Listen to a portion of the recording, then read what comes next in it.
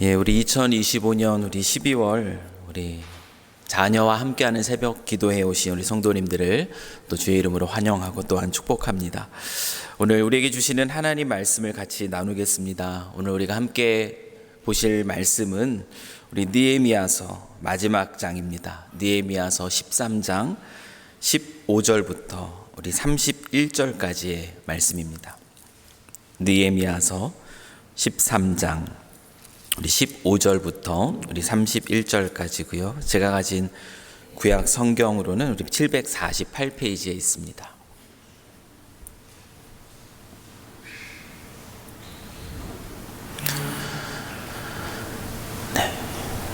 네. 다 찾으신 줄 알고 우리 한 목소리로 또 주님이 우리에게 주시는 말씀을 함께 봉독하겠습니다. 그때에 내가 본즉 유다에서 어떤 사람이 안식일에 술틀을 밟고 곡식단을 나귀에 실어 운반하며 포도주와 포도와 무화과와 여러 가지 짐을 지고 안식일에 예루살렘에 들어와서 음식물을 팔기로 그날에 내가 경계하였고 또 두로 사람이 예루살렘에 살며 물고기와 각양 물건을 가져다가 안식일에 예루살렘에서도 유다 자손에게 팔기로 내가 유다의 모든 귀인들을 꾸짖어 그들에게 이르기를 너희가 어찌 이 악을 행하여 안식일을 범하느냐 너희 조상들이 이같이 행하지 아니하였느냐 그래서 우리 하나님이 이 모든 재앙을 우리와 이 성읍에 내리신 것이 아니냐 그럼에도 불구하고 너희가 안식일을 범하여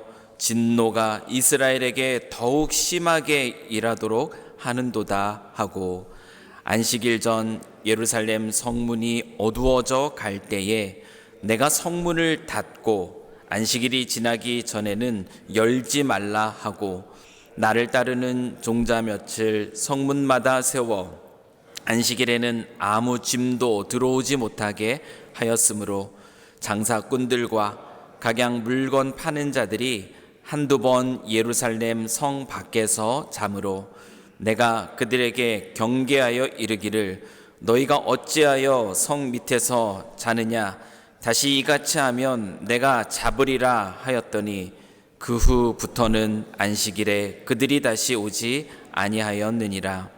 내가 또 레위 사람들에게 몸을 정결하게 하고 와서 성문을 지켜서 안식일을 거룩하게 하라 하였느니라. 내 하나님이여 나를 위하여 이 일도 기억하시옵고 주의 크신 은혜대로 나를 아끼시옵소서.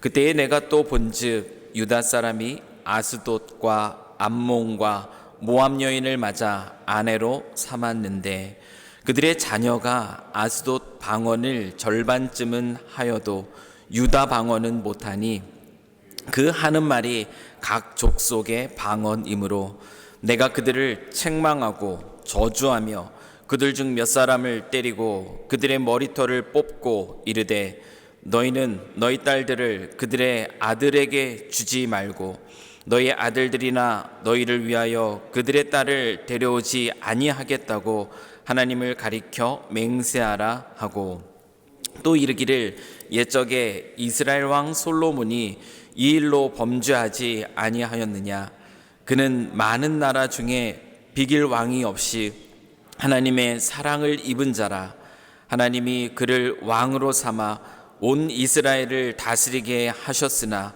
이방 여인이 그를 범죄하게 하였나니 너희가 이방 여인을 아내로 맞아 이 모든 큰 악을 행하여 우리 하나님께 범죄하는 것을 우리가 어찌 용납하겠느냐 대제사장 엘리야십의 손자 요야다의 아들 하나가 호론 사람 산발랏의 사위가 되었으므로 내가 쫓아내어 나를 떠나게 하였느니라.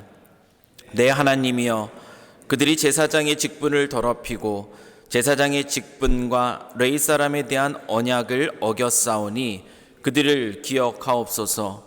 내가 이와 같이 그들에게 이방 사람을 떠나게 하여 그들을 깨끗하게 하고 또 제사장과 레위 사람의 반열을 세워 각각 자기의 일을 맡게 하고 또 정한 기한에 나무와 처음 익은 것을 드리게 하였사오니 내 하나님이여 나를 기억하사 복을 주옵소서. 아멘. 오늘 이 새벽에는 거룩한 문단속이라는 제목으로 또 하나님 말씀을 또 함께 나누고자 합니다. 느헤미야서가 이제 마무리가 됩니다. 느헤미야서는 무엇으로 그 장이 마무리가 되는가 하면은 느헤미야의 마지막 기도로 끝이 납니다. 우리 13장 31절 말씀을 보면 내 하나님이여 나를 기억하사 복을 주옵소서. 이 기도로 느헤미야가 끝이 나고 있어요.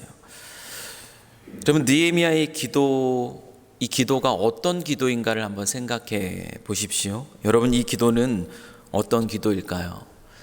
내가 이런 일도 했으니까 하나님 나를 기억해 주시고 내게 복을 주십시오.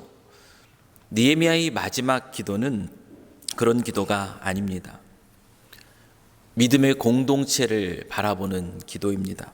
믿음의 공동체를 바라보면서 그 안타깝게 부르짖는 그 탄식의 기도, 자기를 봐서라도 이 백성을 회복시켜 달라는 중보 기도가 바로 느헤미야서의 마지막 기도예요. 모세가 간절하게 하나님께 이스라엘 백성들을 위해서 기도했던 것처럼 그 백성을 위해서 그들 앞에 서 있는 그 자신을 봐서라도 이 백성에게 하나님께서 은혜를 베풀어 달라는 이 중보 기도가 바로 느헤미야의 기도입니다. 느헤미야가 이와 같은 기도를 드리게 된 이유, 그 이유가 무엇인가?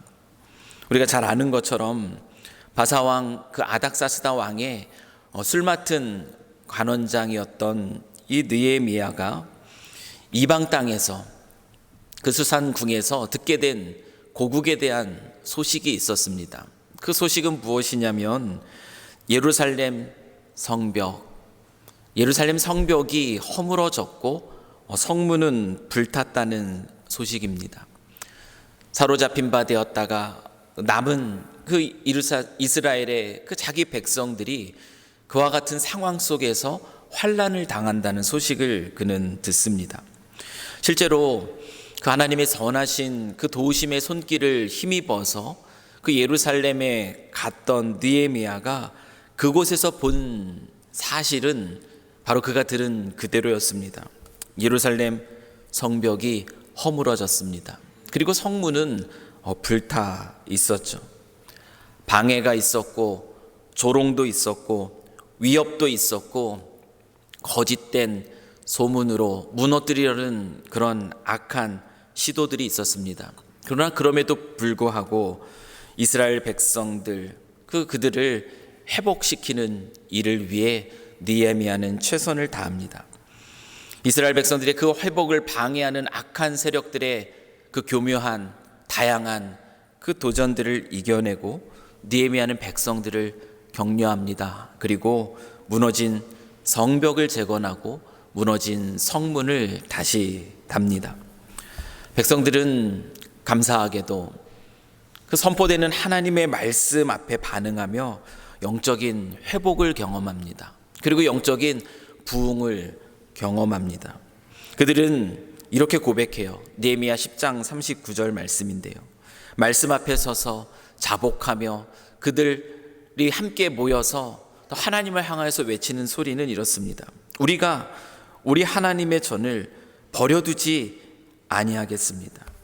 하나님이 내 삶의 주인 되심을 기억하며 죄로부터 스스로를 구별하겠습니다. 하나님 중심의 삶을 다시 살아가겠습니다. 그 아름다운 결단과 그 아름다운 헌신이 있었습니다.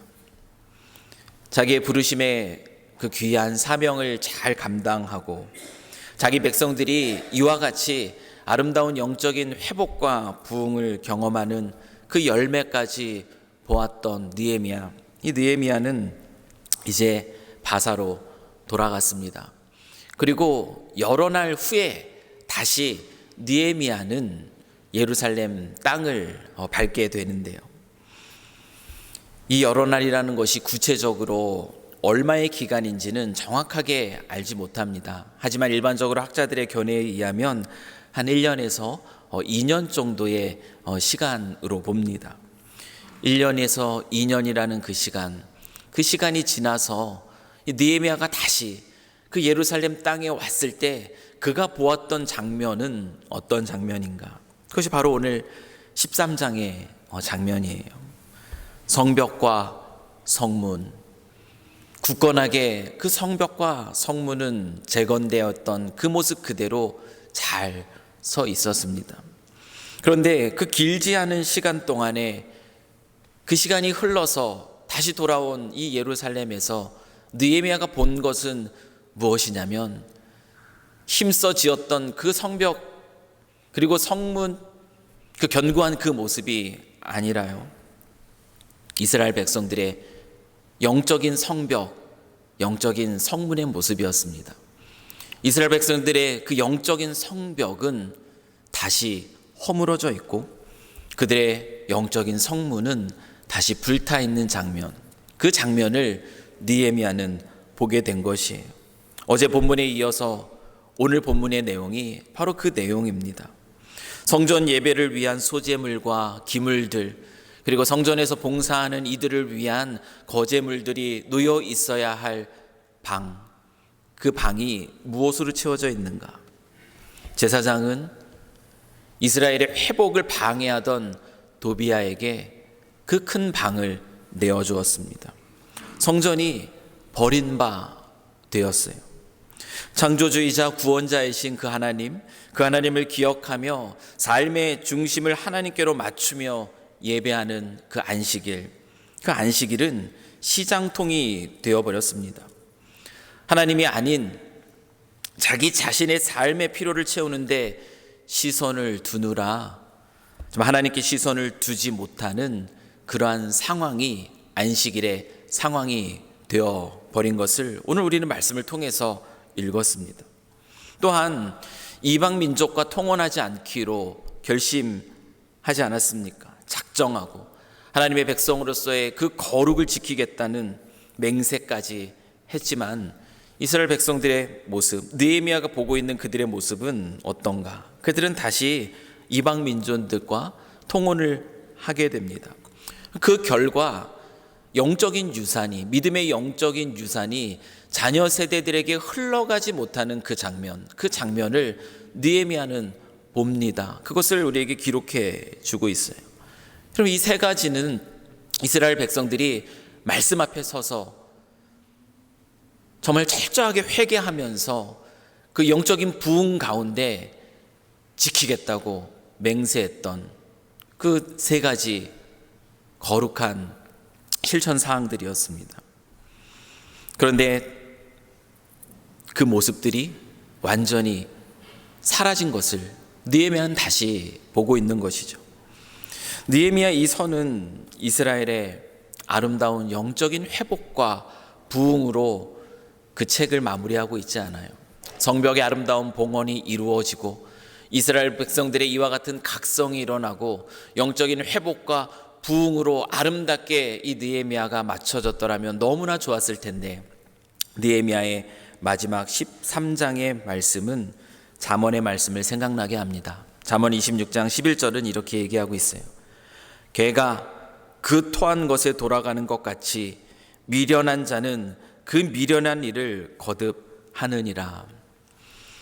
영적인 경계가 다시 허물어져 있어요. 겉으로는 성벽이 재건되어 있고 성문이 제대로 달려있는 것 같지만 영적으로 그 성벽이 다 무너졌고 다시 그 성문이 불타버린 그 장면인 것입니다.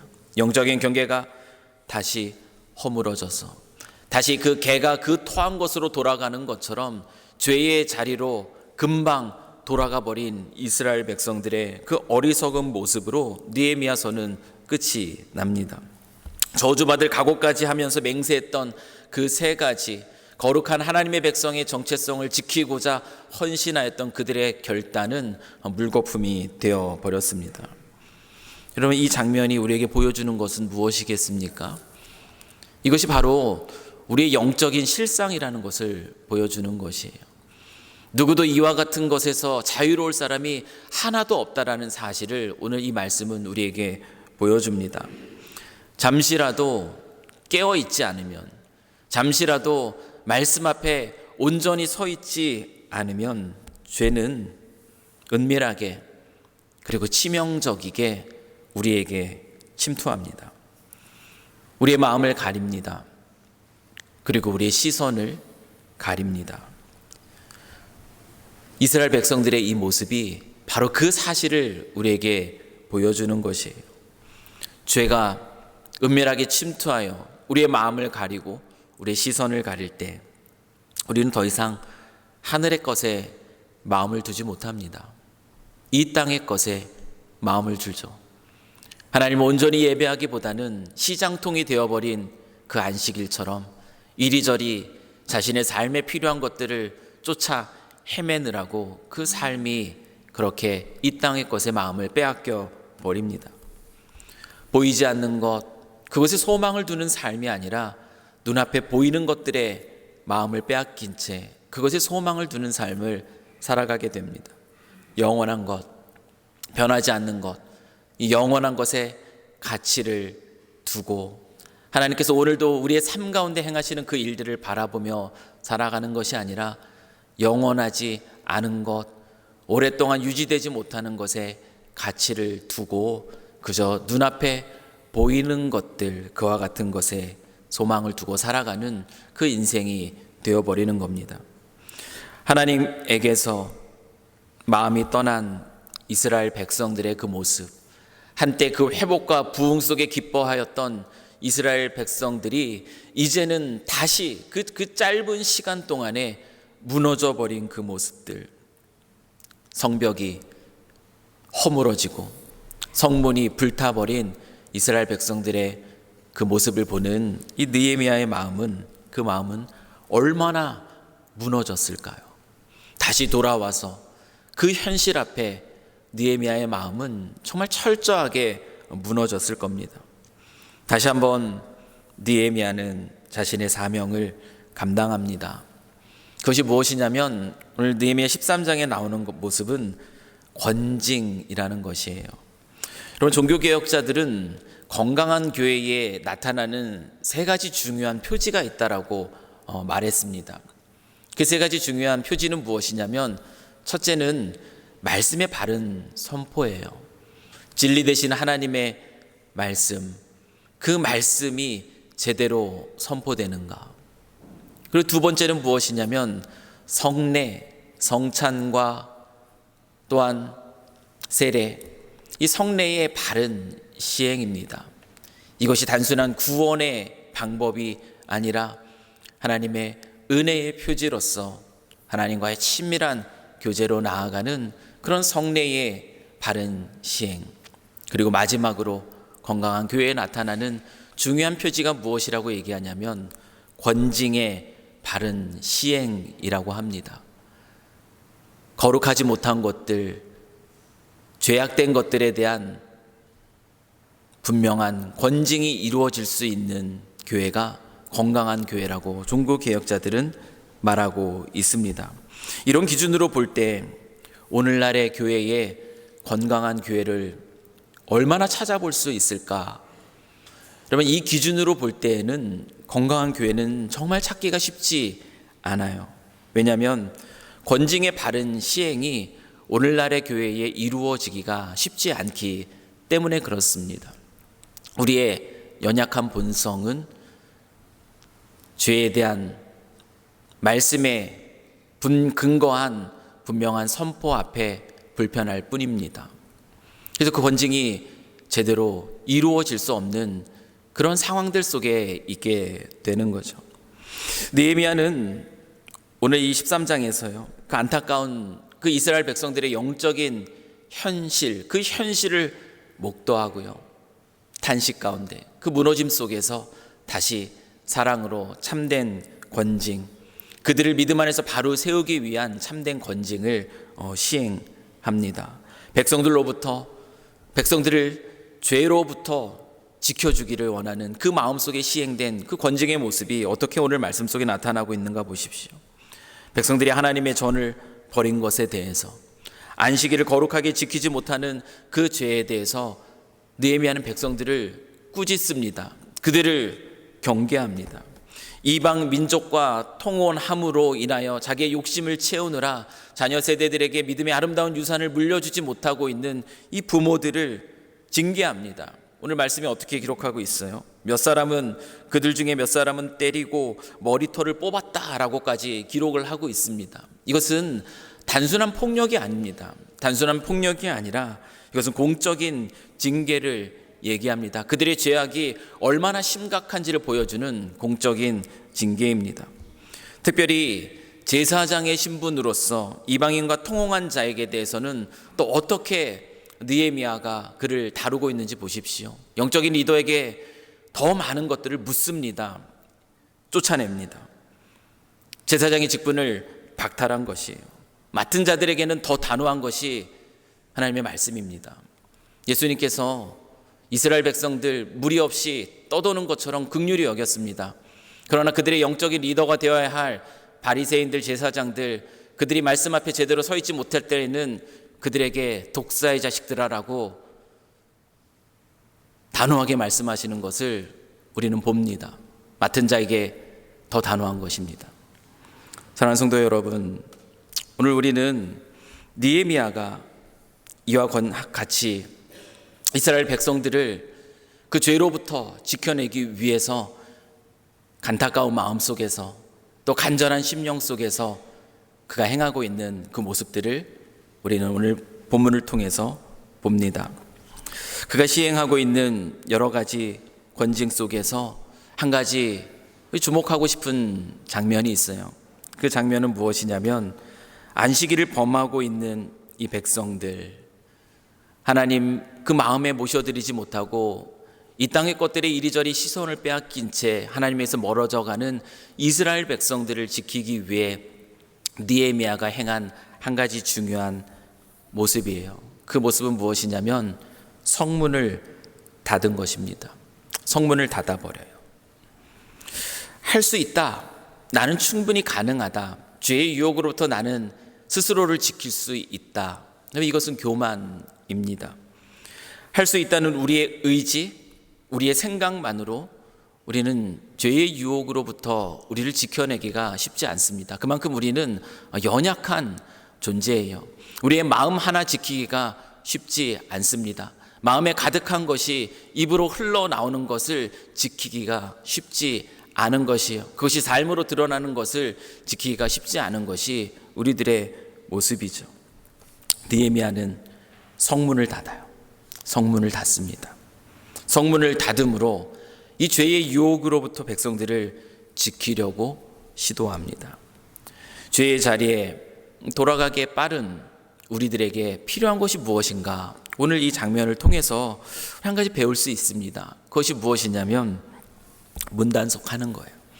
거룩한 문단속이 우리에게 필요해요. 구체적인 문단속이 우리에게 필요합니다. 우리가 이와 같이 신앙 안에서 제대로 서 있지 못하면 거룩한 문단속을 통하여 죄의 유혹으로부터, 죄의 유혹은 어떻습니까? 성문이 닫혀 있어도요, 그 장사꾼들이 그 성문 앞에서 잠을 잔다라고 얘기해요. 언제든지 그 틈이 보이면 들어갈 준비를 하고 있다라는 것을 상징적으로 보여주는 장면이라고 생각할 수 있다라는 것이죠.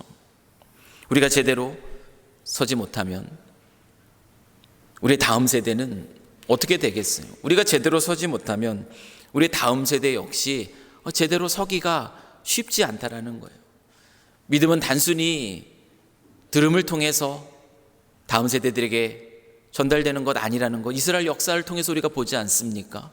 단순히 들려지는 말씀을 통해서가 아니라 그 말씀대로 살아가는 믿음의 선배들의 그 모습을 보면서 그 말씀이, 그 신앙이 전달이 되는 것이에요. 이스라엘 백성들의 반복되는 죄의 모습들을 느헤미야가 지적하지 않습니까? 우리가 제대로 서야 됩니다. 그래야 우리가 다음 세대, 우리 자랑하는 우리 자녀들에게 이 믿음의 아름다운 유산을 물려주어서 영적인 회복과 부흥 속에서 살아갈 수가 있게 만드는 것이죠. 우리가 어떻게 이 문단속을 할 수 있을까? 어떻게 우리의 영적인 경계를 세워나갈 수 있을까? 오늘 나는 성문을 닫아야 되는데 성문을 닫는 그 모습을 어떤 모습으로 내 삶 속에서 드러낼 수 있을까? 오늘 우리가 함께 고민해 보아야 할 문제입니다. 성문을 닫는다라는 것. 죄에게 틈을 보이지 않기 위해서 성문을 닫는 구체적인 경건의 모습, 그 모습이 과연 무엇일까? 오늘 이 아침 우리가 함께 고민해 보며 우리 신앙을 거룩하게 세워가기를 소망합니다. 영적인 루틴을 세워가는 것, 그것도 성문을 닫는 아주 중요한 한 방법일 것이에요. 예배의 자리, 내가 그래 그 시간만큼이라도 하나님 말씀 앞에 서자, 죄가 틈타지 못하도록 그 시간을 지키자. 영적인 루틴을 지키는 것, 예배의 자리, 아니면 각자 말씀을 묵상하는 시간들, 첫 아침을 주님과 함께 여는 큐티의 시간들, 그 시간을 지켜내는 이 영적인 루틴을 세우는 것, 성문을 닫는 아주 중요한 방법 중에 하나일 것이에요. 유혹의 경로를 차단하는 것, 은밀한 자리에서 너무나 많은 시간들을 온라인에 빠져 있지 않도록 스스로를 그 자리에서 벗어나게 하는 것, 죄의 유혹이 있는 그 자리에서 서성거리지 않는 것, 그건 역시 성문을 닫는 아주 중요한 모습일 것입니다. 성문을 닫지 않으면 신앙은 자연스럽게 우리에게 흘러들어오는 거룩하지 못한 것으로 무너지게 됩니다. 하지만 성문을 닫는 그 시도들, 그 노력들 속에 죄의 기회는 줄어들게 되고요, 은혜의 기회는 더 넓어지는 것이죠. 그리고 이와 같은 성문을 닫는 이 모습은 나 혼자의 모습으로 가능한 것이 아니라 공동체가 함께 서로를 바라보며 지켜주고 돌보아줄 때 가능한 것입니다. 사랑하는 성도 여러분, 오늘 이 아침 우리가 다음 세대를 위해서 기도하기 위해서 이 자리에 모였음을 기억하며 먼저 이 거룩한 믿음의 세대로 설 수 있도록 우리 자신의 영적인 그런 성문을 닫아 나가기를 주님의 이름으로 간절히 축원합니다. 이스라엘 백성들이 회복과 부흥 속에서 거룩한 헌신과 결단을 했던 것처럼 나에게 있어서 이 거룩한 구체적인 헌신과 결단의 모습이 무엇일까? 오늘 기도하시면서 함께 하나님 앞에 고백하는 그러한 귀한 시간들이 되기를 소망하고요. 먼저 그와 같은 믿음의 본으로서 우리 자녀들에게는 정말 그들을 지켜주는 거룩한 성문, 거룩한 성벽으로 우리가 먼저 설 수 있기를, 그리고 그 자녀들을 위해서 기도하는 저희들이 되기를 이 아침 주님의 이름으로 간절히 축원합니다.